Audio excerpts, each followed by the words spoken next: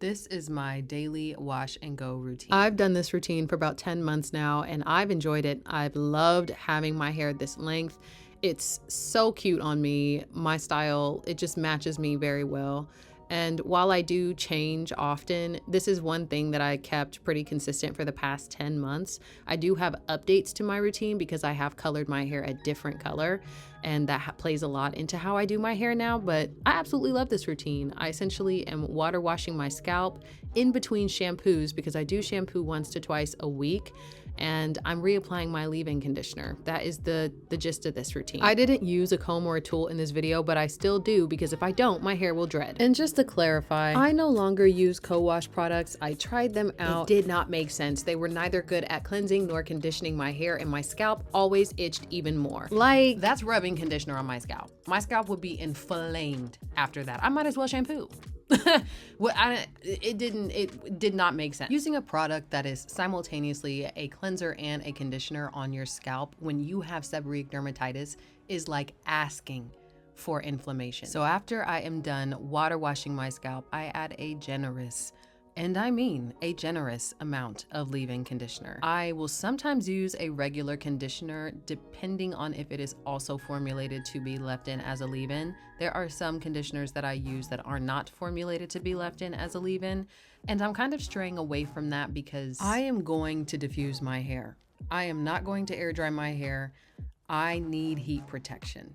I do not play about having a heat protectant in my hair anymore, despite me not having one in this video. While I do believe that leave-in conditioner can serve as a form of heat protection, I now have an icy blonde balayage going on, and I'm really not about to risk the health of my hair to be like, well, you know, leave-in conditioner is enough to keep my hair heat protected. Not gonna take that risk anymore. So I do definitely use a dedicated leave-in conditioner that does have heat protectant in it, or I will go in with some kind of serum or something. But again, one thing that remains true is that I work the product in my hair. As you can see, I'm separating without actually sectioning my hair off and applying product, making sure that it's getting on all of my hair.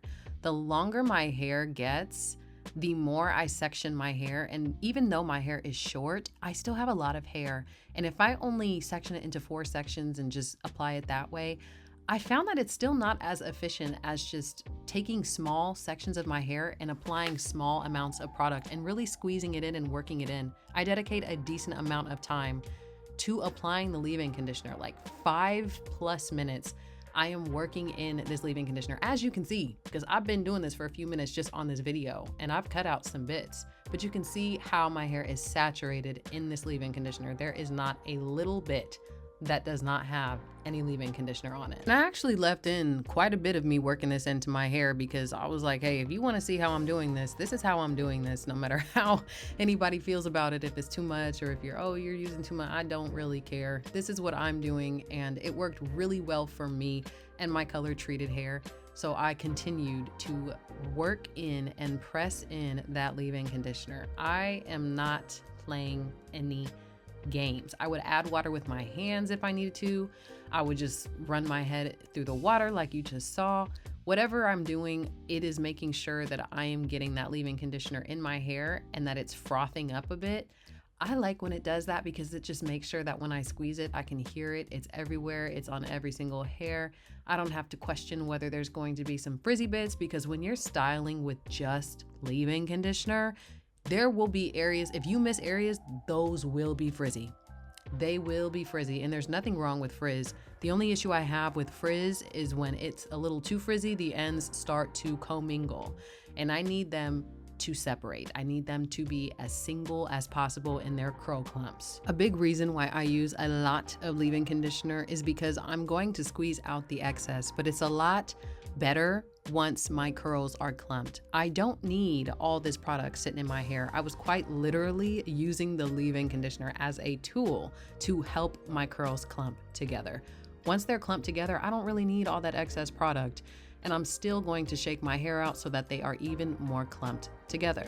And voila, like magic. Look at the difference. It's actually crazy, the difference that shaking your hair out makes. I have to be very careful with this because since I was doing this so often, I had to make sure that I wasn't going to give myself whiplash. I gently shake my hair And another thing that helps me separate all my curls while gently shaking my head is using all that product, is having all that water in my hair. I don't have to work as hard because my hair isn't stuck together. Even so, it looks a little alarming that there is so much white in my hair. There is still a lot of product left in my hair. And that is all handled by plopping. But for now, I like to continue with my shower after this, so I put my hair in a shower cap, which helps it marinate. And from there, I'm showing you how much leave-in conditioner I used. I actually didn't use a whole hell of a lot. I was doing this every day. I would go through about a bottle of leave-in conditioner a week, or maybe even like a week and a half, depending on how much I used, but it was pretty affordable, not nothing too crazy. And then I would go in and plop my hair. There's a lot of plopping videos, so I didn't really show y'all, but I plop my hair for about 20 minutes. Since I've been doing this so long, I'd like to take the last bit of this video and speak more to the people that are debating on doing this and what your goals may be and whether this is even advantageous for you. I do this because I like my hair short. When I decide I don't want to do my hair anymore like this and I want to grow my hair out more, I'm still gonna grow it out in a wash and go. I'm just not gonna do my hair every day. I like having fresh curls. I do it all the time. I don't feel like doing my hair the next day. I don't have to because I did my hair the day before. It keeps my scalp clean, water washing my scalp and shampooing twice a week. But I don't have to do these things. I do these things because I want to do these things. I listen to my hair when I need to, and I give it the treatment that it needs. Now, I currently do not do this routine because I colored my hair. I will shampoo my hair when I redo it, and I will shampoo my hair whenever I feel like it.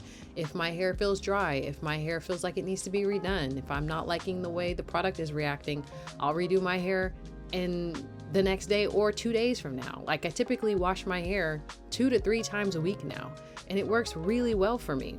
Again, if you are somebody who's trying to grow out your hair, watch people whose videos are dedicated to growing out their hair because it's been done many times before. People have grown their hair out in a wash and go.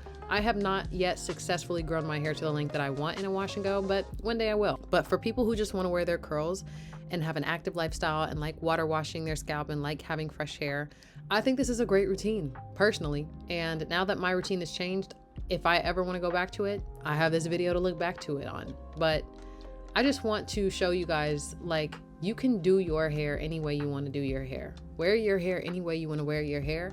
Have your goals, have your ideals, and like go after them. You don't have to listen to anybody who tells you you're doing your hair wrong. You're doing your hair the way you want to do it. You have to like it, nobody else. I wonder if this angle's bad. I don't know.